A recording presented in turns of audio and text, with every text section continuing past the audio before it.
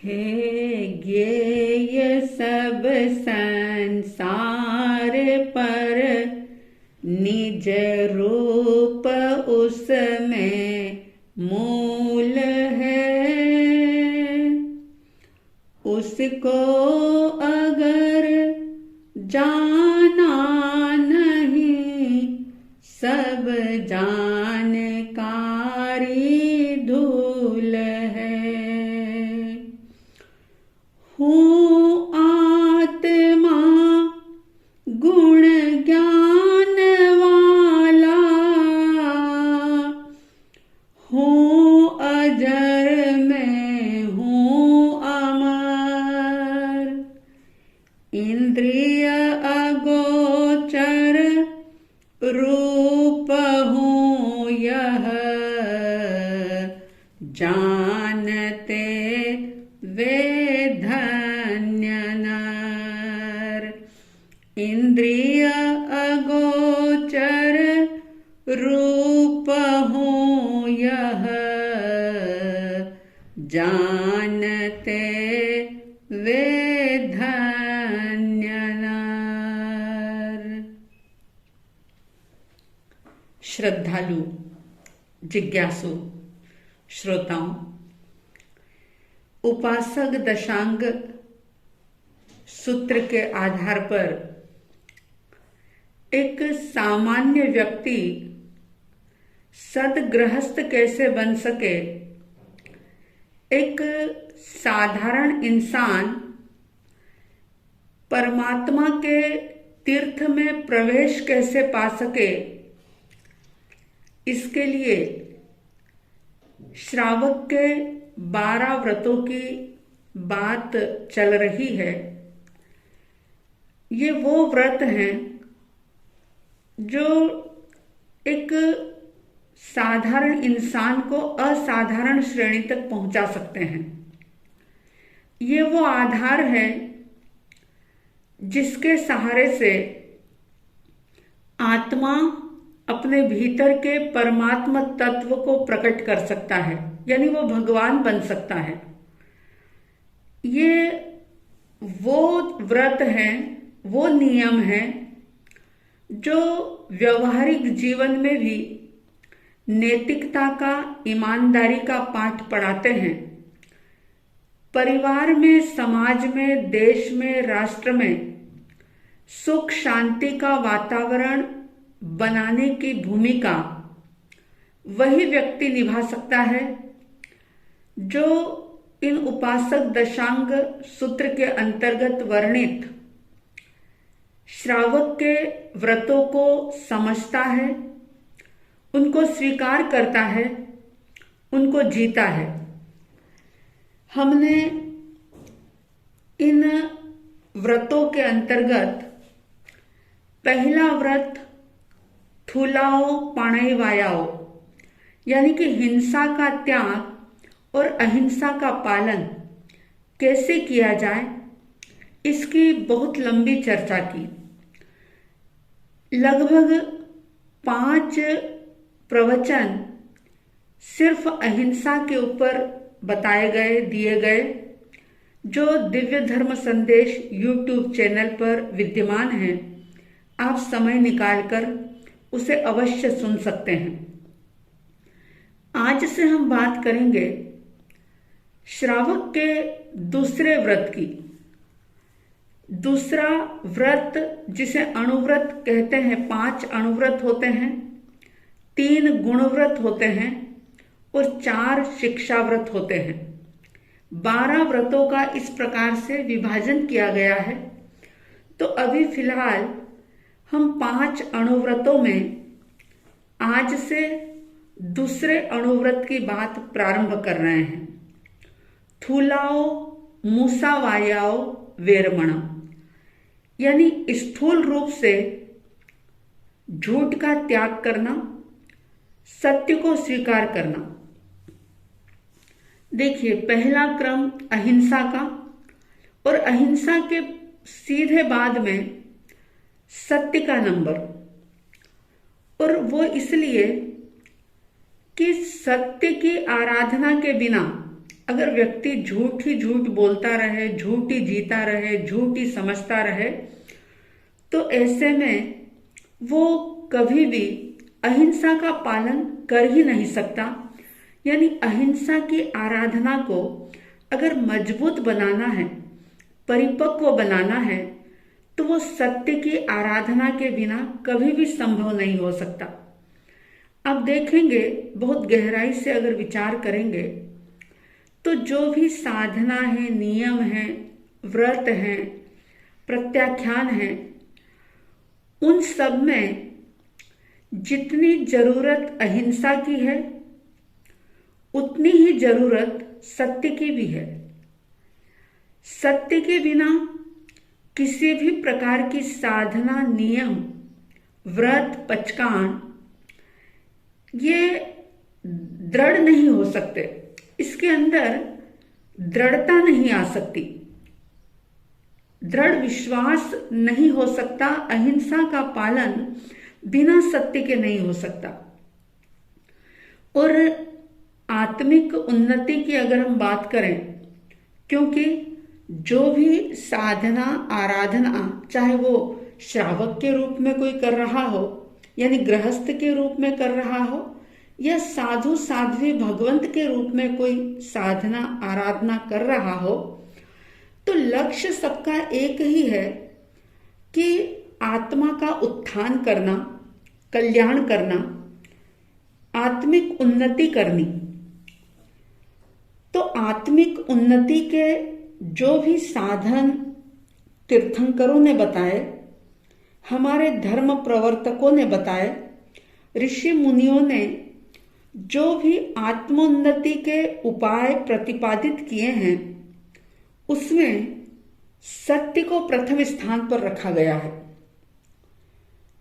कोई भी किसी भी प्रकार की साधना क्यों ना हो, फिर चाहे वो बहुत ऊंची हो, बहुत श्रेष्ठ साधना हो, दिखने में, समझने में, करने में, लेकिन सत्य के बिना कभी भी वो साधना सफल नहीं हो सकती। अगर मैं ये कह दूं कि सत्य एक प्रकार से साधना की नींव है, तो अतिशयोक्ति नहीं है।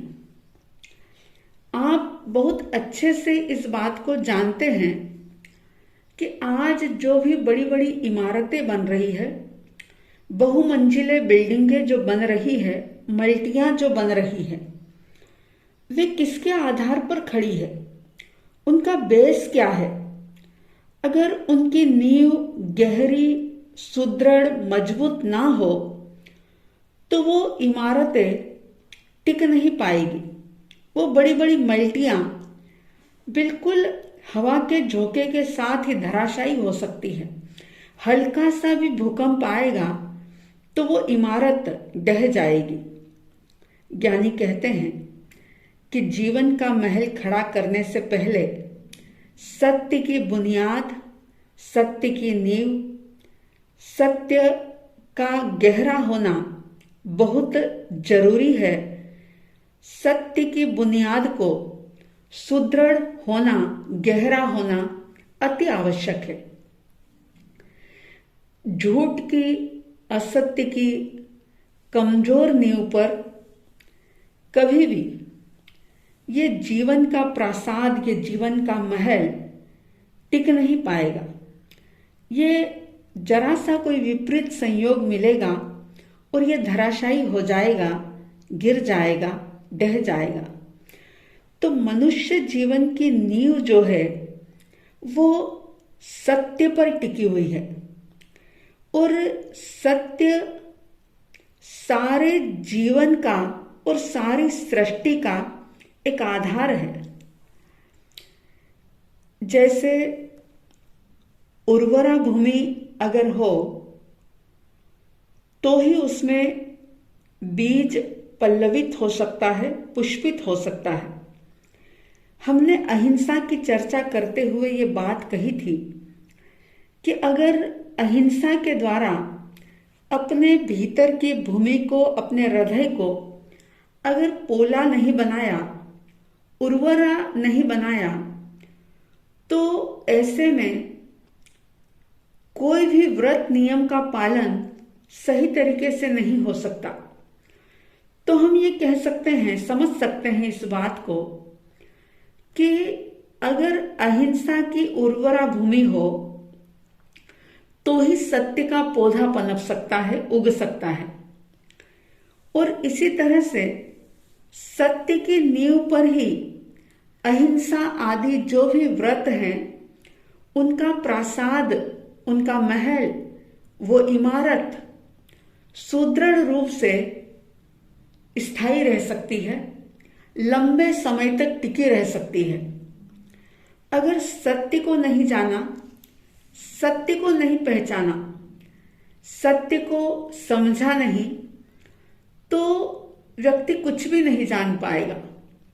क्योंकि अध्यात्म की गहराई में अगर आप देखेंगे तो आत्मा सत्य है।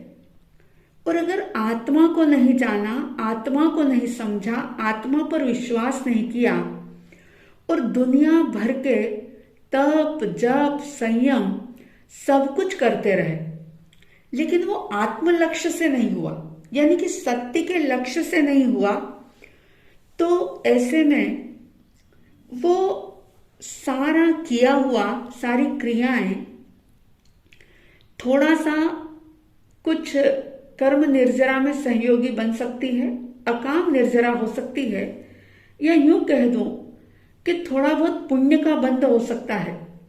लेकिन सही रूप में अगर देखें तो पाप का बंध लगातार ही चालू रहेगा।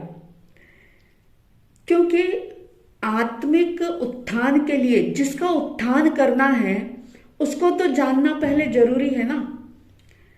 और सत्य से रहित अगर कोई भी चीज है तो वो बिल्कुल ही निरर्थक है, उसमें कोई प्राण ही नहीं है, वो निष्प्राण है।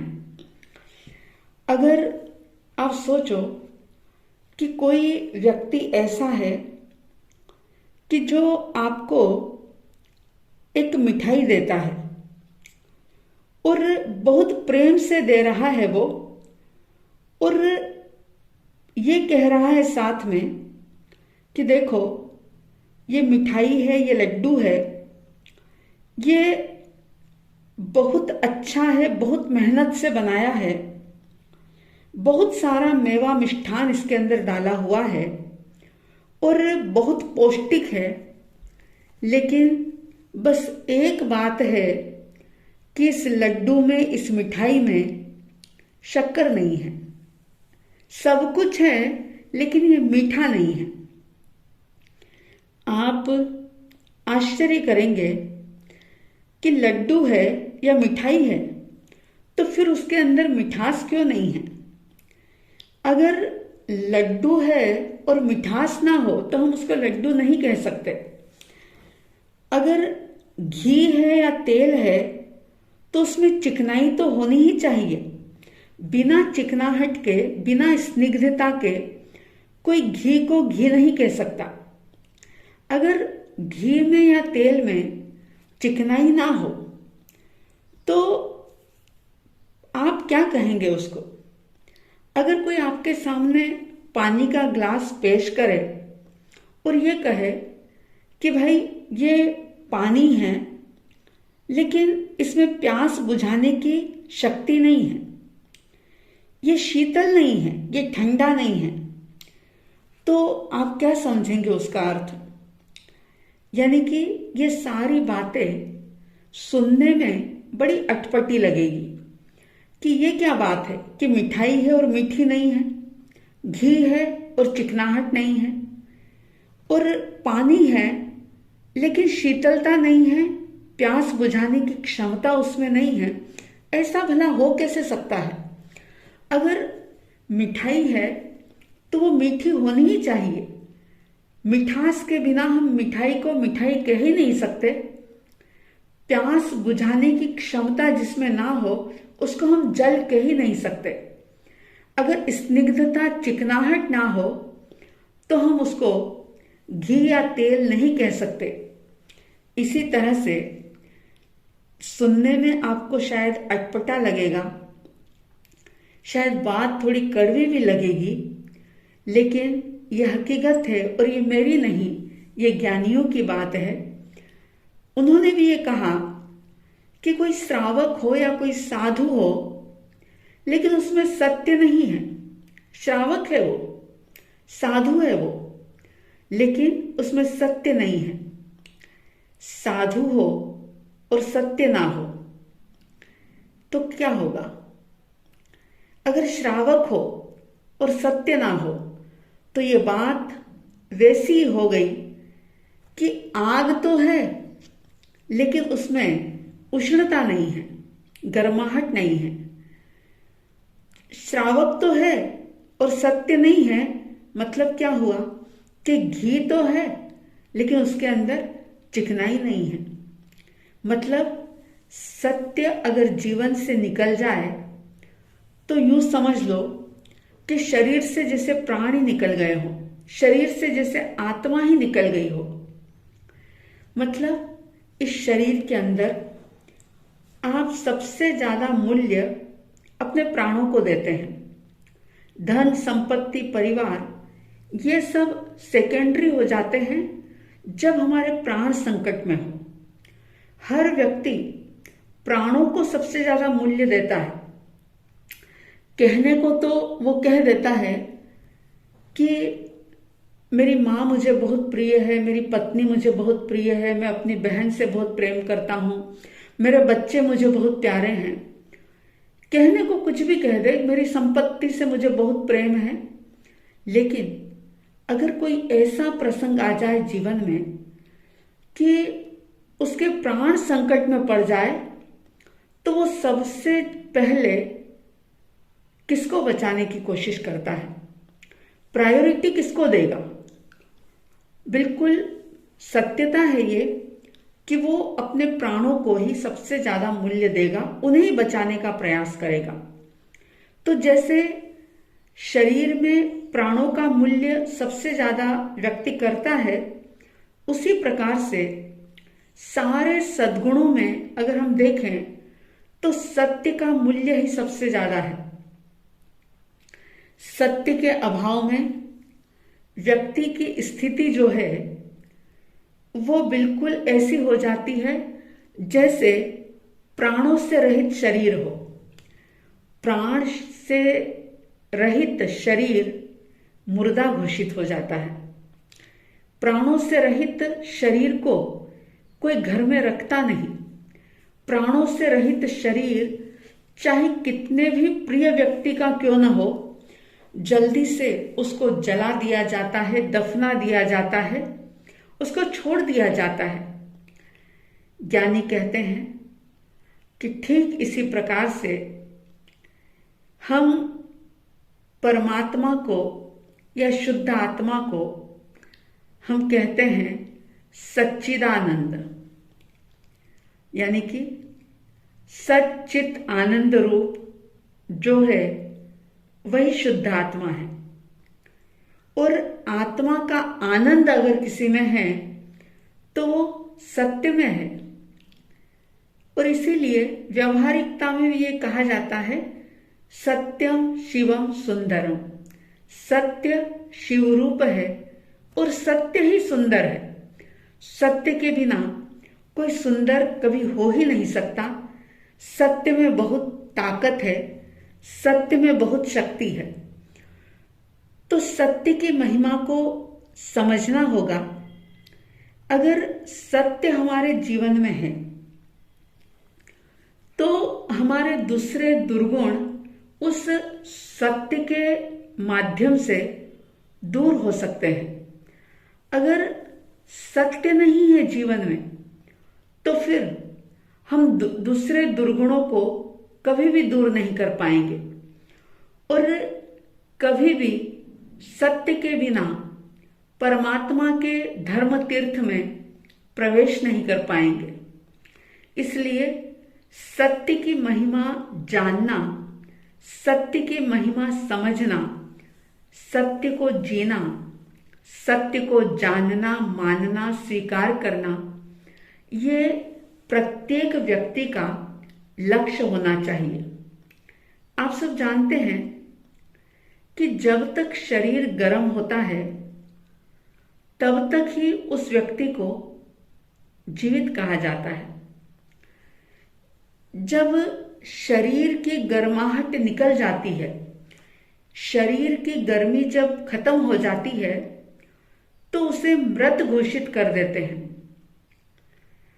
ज्ञानी कहते हैं कि इसी तरह से मनुष्य की जिंदगी में अगर सत्य की गर्मी है, यानी सत्य का संबल है, सत्य का सहारा है, तो ही वो श्रावक है, तो ही उसके अंदर श्रावकत्व है, तो ही उसके अंदर साधुपना है।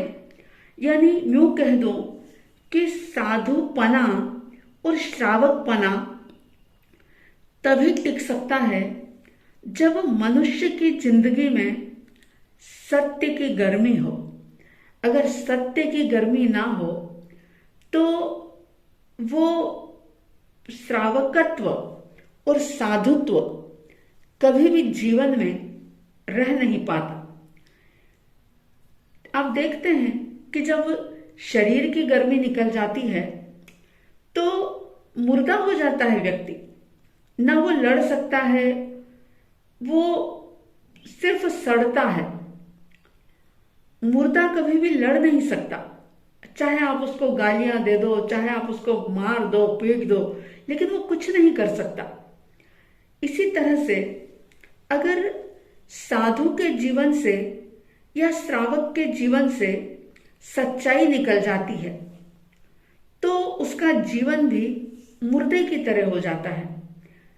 साधना जीवन भी जब उसका मृत हो जाता है तो फिर क्या होता है कि उसके भीतर में अहंकार बढ़ता है, दंभ आता है, धूर्तता आती है, मक्कारी करता है, वो ठगी करता है, और ऐसा करके दूसरों को नहीं बल्कि वो खुद को ही धोखा देता है। या यूं कह दूं कि अहंकारों से, छल कपट से, धोखेधड़ी से, मक्कारी से, आत्मवंचना से, मतलब उसका जीवन सड़ता रहता है। जैसे मुर्दा सड़ता है ना, इसी तरह से उस व्यक्ति का जीवन भी सड़ता रहता है।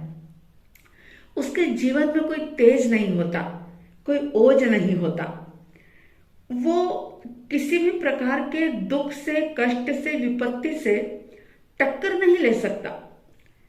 वो क्योंकि उसके अंदर से सत्य की गर्मी निकल गई, उसने सत्य को जाना ही नहीं, तो वो हर संयोगों के साथ, हर परिस्थिति के साथ, हर सिचुएशन के साथ इतना ज्यादा जुड़ जाता है कि वो अपने आप को उससे अलग जान ही नहीं पाता, मान ही नहीं पाता, क्योंकि सत्य है ही नहीं उसके जीवन में। और सत्य नहीं है तो फिर वो मुर्दा है, और मुर्दा किसी भी प्रकार की कोई एक्शन नहीं कर पाता। मुर्दे में ज्ञान नहीं होता। अगर मुर्दे में ज्ञान हो तो क्या वो जलाने देगा किसी को? अगर जीते जी, यानी शरीर में आत्मा रहने पर, प्राणों की गर्मी रहने पर, शरीर गर्म रहने पर, जीवित रहने पर अगर कोई जरा सी उंगली भी जल जाए या कोई जला दे तो व्यक्ति महसूस करता है, उसे वो सहन नहीं होता। लेकिन अगर उसमें से आत्मा निकल गई, मुर्दा हो गया, तो फिर चाहे कोई जला दे उसे समझ नहीं आती कुछ भी। ज्ञानी कहते हैं कि इसी तरह से जीते जी भी सत्य की गर्मी अगर जीवन से निकल गई तो चाहे वो खा रहा है, पी रहा है, खूब कमा रहा है, खूब पैसा इकट्ठा कर रहा है, आलीशान कोठियों के अंदर रह रहा है, गाड़ियों में घूम रहा है, खूब अच्छा जीवन जी रहा है, ऐसा दिखाई देता है, मगर उसका जीवन दुर्गुणों से सड़ता है, सड़ांध पैदा होती है उसके अंदर, किसी भी प्रकार की ओजस्विता उसके अंदर नहीं रहती, और वह कितना भी चाहे आडंबर कर ले, कितना भी कुछ कर ले, लेकिन उसके जीवन का कोई मजा नहीं आता, उसका जीवन बहुत अलग होता है। इसलिए ज्ञानी कहते हैं कि सत्य जीवन की नींव है। इस नींव को गहरा करना, इसके लिए सजग रहना, सावधान रहना, और ये नींव हमारे जीवन में किस प्रकार से गहरी हो सकती है। सत्य एक ऐसा सद्गुण है कि जो हमारे बहुत सारे दुर्गुणों को नष्ट कर देता है। तो ये नींव किस प्रकार से गहरी हो सकती है, इसके लिए लगातार सत्संगति करना, शास्त्रों को पढ़ना, जिन वाणी को समझना, परमात्मा ने क्या संदेश दिया है, प्रभु की वाणी हमें क्या कहती है, उसके रहस्यों को जानना, ये हमारा दायित्व है। अगर इस अच्छे जीवन को पाने के बाद भी सभी प्रकार के अनुकूल संयोग मिल जाने के बावजूद भी अगर हमने सत्य को जीवन में नहीं जाना, नहीं माना, नहीं स्वीकार किया, तो ऐसे में जीवन बह जाएगा, खत्म हो जाएगा, नष्ट हो जाएगा। ये शरीर हमारा छूट जाएगा, आत्मा अन्यत्र जगह जाकर के जन्म धारण कर लेगी, और पता नहीं आगे फिर ऐसे अनुकूल संयोग, आर्य क्षेत्र, उत्तम कुल, पांचों इंद्रियों का परिपूर्ण होना, जिन वाणी मिलना, प्रभु की वाणी सुनने का अवसर मिलना और सोचने समझने की शक्ति मिलना, ये पता नहीं अगले जन्मों में हमें मिले या ना मिले। बहुत रखड़ते, बहुत गोते खाते हुए, बहुत दुखों को झेलते हुए बामुश्किल यहाँ तक पहुँच गए हैं।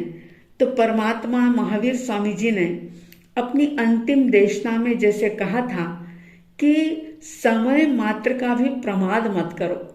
समय बीत रहा है और ये बीतता हुआ समय कभी भी लौट करके नहीं आता, इसलिए एक समय का भी प्रमाद मत करो।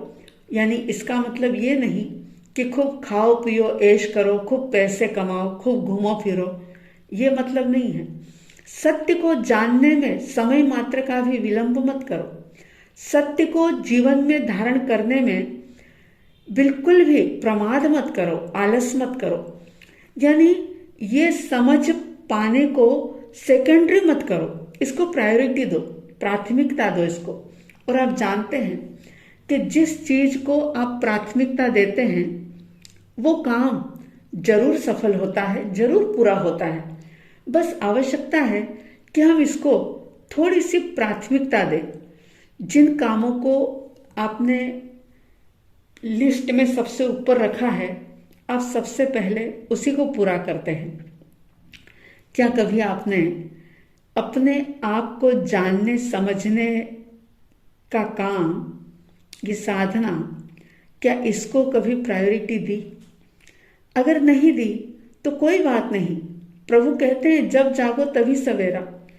आज से ही जागे, जाने हम सत्य को कि क्या है एक्चुअली सत्य, और सत्य को समझ करके अगर हम उसको धारण करते हैं तो सत्य के साथ बहुत सारे सद्गुण अपने आप ही प्रकट हो जाते हैं।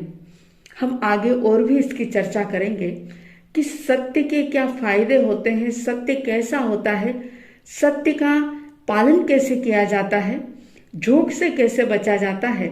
सारी बातें हम समय आने पर फिर से करेंगे। आप सत्य के प्रति विश्वास जगाइए, सत्य को समझने की एक जिज्ञासा भीतर में जागृत कीजिए, और आप सबके भीतर में सत्य को अपनाने का, सत्य को जानने का भाव गहरा हो, घनीभूत हो। ऐसी साध्वी द्वय की तरफ से हार्दिक हार्दिक शुभ मंगल भावनाओं के साथ जय प्रभु महावीर, जय गुरु आनंद।